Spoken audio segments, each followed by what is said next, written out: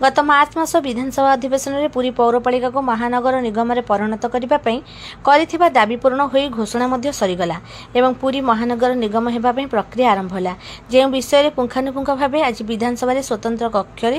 नगर उन्नयन विभाग सह जड़ित विधानसभा कमिटर अध्यक्ष सदस्यगण नगर उन्नयन विभाग सचिव स्वतंत्र सचिव ओडिशा पौरपालिका प्रशासनिक निर्देशक भुवनेश्वर और कटक महानगर निगम आयुक्त उपाध्यक्ष भुवनेश्वर उन्नयन कर्तृपक्ष एवं नगर उन्नयन विभाग वरिष्ठ अधिकारीगण उपस्थित में छड़ा यह समय निम्नोक्त विषय में आलोचना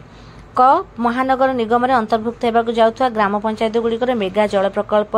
वाटको को स्थानांतर ख पुरी सहर 106टी हाड़ीगोहरी संपूर्ण मरामती एवं संपूर्ण सफाई करने आवश्यक पांठि पौरपालिका को जोगाइबापी एवं पुनर्बार आवश्यक पदक्षेप नेबापी ग पुरी सहर पौरपालिका अधीन रास्ता एवं नालगुड़िकर चली कार्य विभाग को स्वतंत्र भाव नजर रखापी 4 पुरी कोणार्क डेभलपमेंट अथॉरिटी पीकेडीए को आगामी 3 ରୁ 6 मास मध्य संपूर्ण भाव में भुवनेश्वर डेभलपमेंट अथॉरिटी बीडीए ढांचा पकाइबापी विभाग सचिवों प्रतिश्रुति मोचीसाही मार्केट कॉम्प्लेक्स एवं मार्केट छक मार्केट कॉम्प्लेक्स को कार्यकारी करने दिगरे विभाग को अवगत एवं शेष में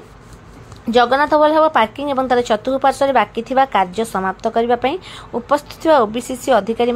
कमिटी जरिया निर्देश दि जाइतिला एवं यह छड़ा पुरी पौरपालिका महानगर निगम करा जिबा सह जड़ित समस्त विषय अन्य आलोचना करथिले विधायक सुनील महांती।